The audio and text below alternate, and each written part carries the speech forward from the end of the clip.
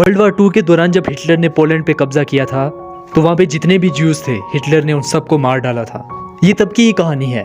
ये कहानी है कि 11 साल के बच्चे की जो पोलैंड की इमारतों के खंडरों में हिटलर के नाजी सोल्जर से बच के रहता है।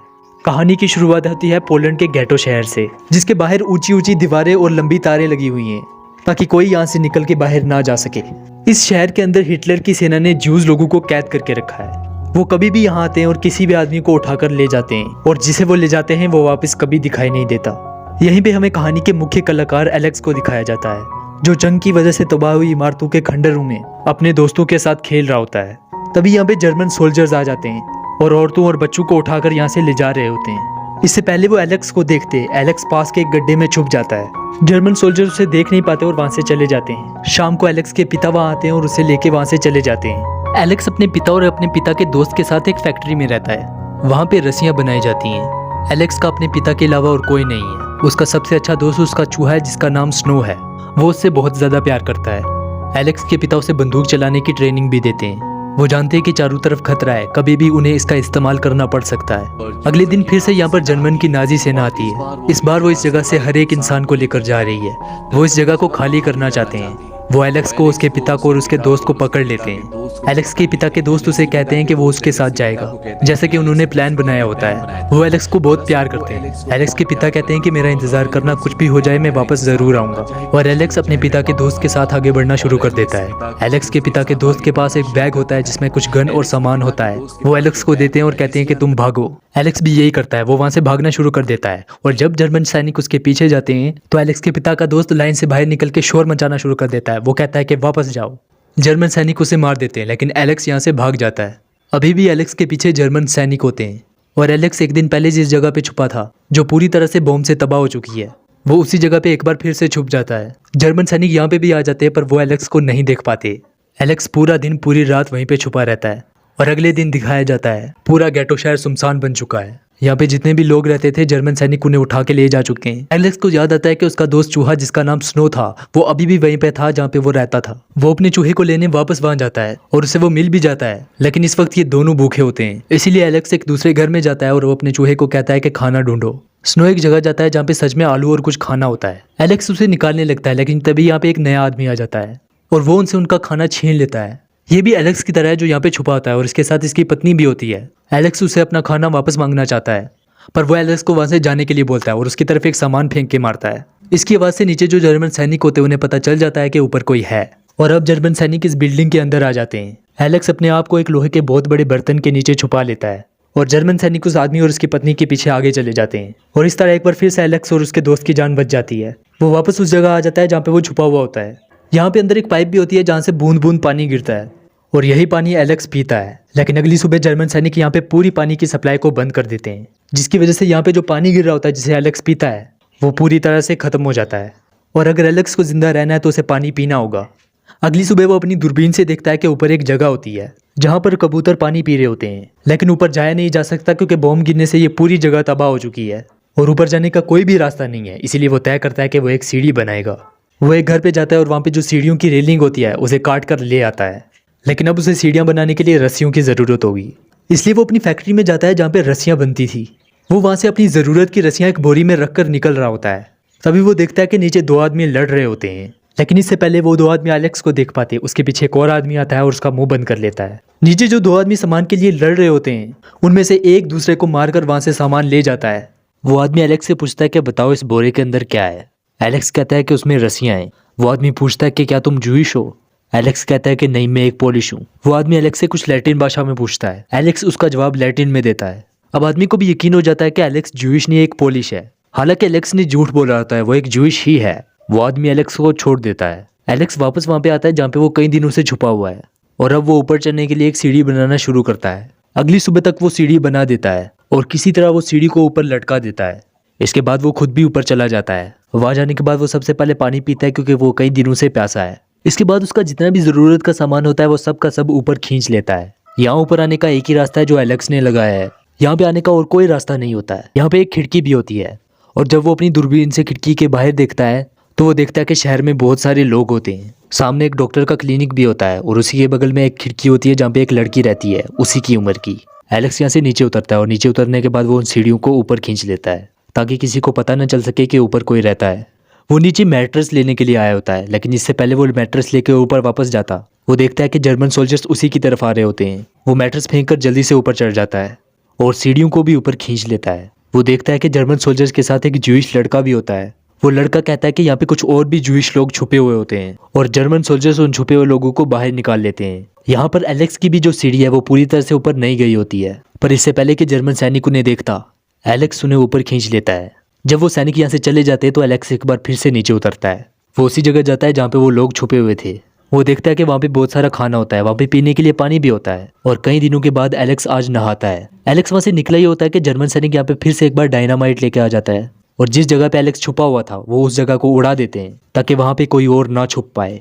एलेक्स को ना चाहते हुए भी बार बार नीचे उतरना पड़ता है क्योंकि उसे अपने खाने पीने का सामान इकट्ठा करना होता है। एक दिन एलेक्स जब नीचे उतरता है तो देखता है यहाँ पे 2 आदमी भागते हुए आते हैं। तभी एक जर्मन सैनिक यहाँ पे उनका पीछा करते हुए आता है। वो उन दोनों को गन पॉइंट पे ले लेता है। वो उनमें से एक के कंधे पे गोली भी मार देता है और इससे पहले कि वो उन दोनों को मारता, एलेक्स के पास जो गन होती है जो उसे उसके पिता ने दी होती है, वो उससे कई गोलियां चलाता है और वो जर्मन सैनिक मारा जाता है। गोलियों की वजह से यहाँ पे और भी सोल्जर्स आ रहे होते हैं, लेकिन ये सब के सब छुप जाते हैं और जर्मन सैनिकों को नहीं पता चलता कि गोलियों की आवाज़ कहाँ से आई थी, इसलिए वो आगे बढ़ जाते हैं। अब जिस आदमी को गोली लगी हुई होती है वो उसे खींचकर उस जगह ले जाते हैं जहाँ पे एलेक्स रहता है और वो आदमी जो पूरी तरह से ठीक होता है वो एलेक्स से पूछता है कि तुम यहाँ पे क्या कर रहे हो। एलेक्स कहता है कि मैं यहाँ अपने पिता का इंतजार कर रहा हूँ, उन्होंने वादा किया था कि वो मुझे लेने आएंगे। वो एलेक्स से पूछता है कि तुम यहाँ पे कितने दिनों से हो। एलेक्स कहता है कि पिछले 36 दिनों से। और वो आदमी कहता है कि मुझे यहाँ से मदद लेने के लिए जाना होगा क्योंकि मेरे साथी को गोली लगी है। और वो एलेक्स को एक रास्ता दिखाता है जो कि अंडरग्राउंड रास्ता होता है और वो इस शहर के बाहर जाता है, यानी 4 दीवारों के बाहर। वो वहाँ से चला जाता है लेकिन वापस नहीं आता और जिस आदमी को गोली लगी होती है उसकी तबीयत खराब होना शुरू हो जाती है। एलेक्स को उसकी जेब में बहुत सारे पैसे भी मिलते हैं। अगले दिन एलेक्स उसी अंडरग्राउंड रास्ते से बाहर जाता है। आज वो कई दिनों के बाद बाहर निकला है। उसने कई दिनों बाद लोगों को आज़ादी से बाहर घूमते हुए देखा है। सबसे पहले वो एक बेकरी में जाता है और वहाँ से कुछ खाने के लिए लेता है। वहाँ पे उसे वो लड़की भी दिखती है जिसे उसने डॉक्टर के बगल वाले फ्लैट में देखा था। वो लड़की एलेक्स से बात भी करती है लेकिन एलेक्स उससे ज़्यादा बात नहीं करता और वहाँ से वो सीधा डॉक्टर के पास जाता है। वो डॉक्टर को सारे पैसे देता है और कहता है कि मुझे आपकी मदद की ज़रूरत है। ये डॉक्टर जर्मन सेना से बचकर जूइश लोगों की मदद करता है और वो एलेक्स के साथ चला जाता है। वो वहाँ पे उस आदमी को दवा देता है और कहता है कि अगर इसकी हालत ख़राब हुई तो इसे मेरे पास आना होगा, मैं रिस्क नहीं ले सकता क्योंकि मेरे ऊपर बहुत सारे लोगों की जिम्मेदारी है। और वो दवा देकर वहाँ से निकल जाता है। अगली सुबह एलेक्स एक बार फिर से शहर के बाहर निकलता है और वो देखता है कि जर्मन सेना ने डॉक्टर को पकड़ लिया है क्योंकि वो और भी जूइश लोगों की मदद करता है। यहाँ पे सड़क पे कुछ यहाँ के लोकल बच्चे भी होते हैं और जब वो एलेक्स को देखते हैं तो पहचान जाते हैं कि वो यहाँ का नहीं है। वो उसका पीछा करना शुरू कर देते हैं। उन्हें समझ में आ जाता है कि ये एक जूइश है, पर इससे पहले कि वो उसे पकड़ पाते, वही लड़की जो उसे बेकरी में मिली थी वो कहती है कि जल्दी घर चलो, मोम हमारा इंतज़ार कर रही है। और इस तरह से वो लड़की एलेक्स की जान बचा लेती है। जाने से पहले वो एलेक्स को कहती है कि कल तुम मुझे 4 बजे पार्क में मिलना।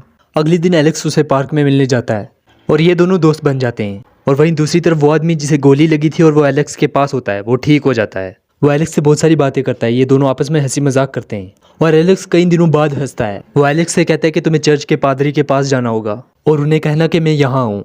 दरअसल चर्च के पादरी इस आदमी को जानते हैं और वो सबकी मदद करते हैं। एलेक्स वहाँ पे पहुँच जाता है और वो पादरी एलेक्स को एक मैसेज देकर वापस भेजते हैं। एलेक्स कहता है कि पादरी ने कहा है कि बहुत जल्दी जर्मन सोल्जर्स बाहर की दीवारों को गिरा देंगे और पॉलिश और जर्मन लोग अंदर आ जाएंगे। वो आदमी एलेक्स को कहता है कि अब तुम्हें यहाँ पे नहीं रुकना चाहिए, तुम मेरे साथ चलो। लेकिन एलेक्स यहाँ से नहीं जाना चाहता क्योंकि उसने अपने पिता से वादा किया था कि वो यहीं पे रुक के उनका इंतज़ार करेगा। यहाँ पर पादरी भी आते हैं और वो एलेक्स को समझाने की कोशिश करते हैं, लेकिन एलेक्स यहाँ से नहीं जाना चाहता और यहाँ पर अपने पिता का इंतज़ार करना चाहता है। वो लोग यहाँ से चले जाते हैं और एलेक्स की आंखों में आंसू आ जाते हैं क्योंकि वो एक बार फिर से अकेला हो गया है। अब अगले दिन एलेक्स एक बार फिर उस पार्क में जाता है जहाँ पे वो उस लड़की से मिला था जिसने उसकी जान बचाई थी, जिसका नाम स्टेसिया था। लेकिन वो वहाँ पर नहीं आती क्योंकि उसने एलेक्स का कई बार वहाँ पे इंतज़ार किया था। एलेक्स उसके पास कभी नहीं गया क्योंकि वहाँ के लोकल बच्चों को उस पर शक था कि वो जूइश है। अब जब एलेक्स जा रहा होता है तो वो देखता है कि वही आदमी जो इतने दिनों से उसके साथ होता है और उसे गोली लगी होती है। जर्मन सैनिक उसका पीछा कर रहे होते हैं और वो उसी की तरफ भाग रहा होता है। एलेक्स भी भागकर बेसमेंट में आता है और एक जगह छुप जाता है, लेकिन यहाँ पर एक जर्मन सैनिक उसे देख लेता है। लेकिन जब वो देखता है कि ये एक छोटा बच्चा है तो वो किसी को नहीं बताता और वहाँ से चला जाता है। एलेक्स इसके बाद स्टेसिया के घर पर जाता है। स्टेसिया उसे अंदर बुला लेती है। यहाँ पर स्टेसिया की मॉम भी आती है और एलेक्स को पता चलता है कि कल ये हमेशा के लिए यहाँ से कहीं और जा रहे हैं। वो एलेक्स को खाना खिलाते हैं और रात को वहाँ पे सुलाते भी हैं वो एलेक्स को कहते हैं कि तुम भी हमारे साथ चलो, लेकिन एलेक्स वहाँ से नहीं जाता क्योंकि वो अपने डैड का इंतज़ार कर रहा है। और अगले दिन स्टेसी और उसकी मॉम हमेशा के लिए यहाँ से चले जाते हैं। एलेक्स अपनी दूरबीन से अपनी खिड़की से उन्हें जाते हुए देख रहा होता है। स्टेसिया भी उसी तरफ देख रही होती है क्योंकि उसे पता होता है कि एलेक्स अब उसी वीरान बिल्डिंग में रहता है। स्टेसिया के जाने के बाद एलेक्स पूरी तरह से उदास हो जाता है। एलेक्स ने यहाँ पे इतने सारे दिन अपने चूहे के साथ, अपनी किताबों के साथ और खिड़की से बाहर लोगों को देखते हुए गुजारे हैं। अब बाहर की दीवारें टूटना शुरू हो जाती हैं और जो बच्चे दीवारों के उस पार खेलते थे वो अंदर आके खेलना शुरू कर देते हैं जहाँ पे एलेक्स रहता है। लेकिन किसी को नहीं पता कि एलेक्स ऊपर रहता है। लेकिन तभी ऊपर से मिट्टी और पत्थर गिरना शुरू हो जाती है। यहाँ पर जितने भी बच्चे खेल रहे होते हैं वो यहाँ से भाग जाते हैं। एलेक्स समझ जाता है कि ये जगह गिरने वाली है, इसलिए वो जल्दी जल्दी यहाँ से उतरना शुरू कर देता है, जिस वजह से रस्सी टूट जाती है और एलेक्स नीचे गिर जाता है। एलेक्स जानता है कि जल्दी यहाँ पे सोल्जर्स आ जाएंगे, इसलिए वहाँ पे एक छुपने की जगह होती है। एलेक्स वहाँ पे छुप जाता है और जब वो डिब्बे के अंदर अपने चूहे को देखता है तो वो पूरी तरह से खामोश होता है क्योंकि वो मर चुका होता है। और एलेक्स का साथी जिसके साथ उसने इतने दिन निकाले वो भी यहाँ से जा चुका होता है। और एलेक्स का साथी जिसके साथ उसने इतने दिन गुजारे हैं वो भी यहाँ से जा चुका होता है। एलेक्स पूरी तरह से खामोश हो जाता है। अगले दिन वो देखता है कि ऊपर दीवार चढ़ाकर इस जगह को पूरी तरह से बंद किया जा रहा होता है क्योंकि यहाँ की दीवारें अपने आप गिर रही होती हैं और इनके गिरने से उनके अपने बच्चों को चोट लग रही होती है। और एलेक्स अंदर पूरी तरह से फंस चुका होता है। हालांकि वो खुद भी यहाँ से नहीं जाना चाहता क्योंकि वो यहाँ पे अपने पिता का इंतजार कर रहा होता है। अगले दिन ये दिखाया जाता है कि बाहर से कोई आदमी दीवार तोड़ रहा होता है और अगले ही पल एक आदमी अंदर आता है और ये और कोई नहीं एलेक्स के पिता होते हैं। वो उस जगह पर जाते हैं जहाँ पे एलेक्स छुपा करता था, लेकिन वो जगह मलबे से पूरी तरह से दबी हुई होती है। ये देख के वो हताश हो जाते हैं। तभी वो देखते हैं कि एलेक्स दूसरी जगह से निकलता है। वो अपने पिता को देख के बहुत खुश होता है, लेकिन उसे यकीन नहीं होता कि ये सच में उसके पिता हैं। उसे लगता है कि ये उसका भ्रम या सपना है। वो अपने पिता से पूछता है कि क्या आप सच में हो। उसके पिता कहते हैं कि हाँ, और वो अपने पिता के गले लग जाता है। वो कहता है कि मुझे विश्वास था कि आप यहाँ पे ज़रूर आओगे। और अगली सुबह वो अपने पिता के साथ घोड़ागाड़ी में यहाँ से निकल जाता है। और इस तरह जो उसके पिता के प्रति उसका विश्वास था वो ना सिर्फ पूरा हुआ, बल्कि उस विश्वास ने उसे इतने दिन इतनी कठिनाइयों में भी जिंदा रहने का हौसला दिया। इस कहानी का नाम है island and the bird streets. आगे चल के एलेक्स एक राइटर बना जो कि पूरी दुनिया में मशहूर हुआ। एलेक्स का असली नाम ऊरी ऑरलेव था। ये थी एक सच्ची कहानी ऊरी ऑरलेव की ज़िंदगी की। आपको ये कहानी कैसी लगी कमेंट करके ज़रूर बताएं।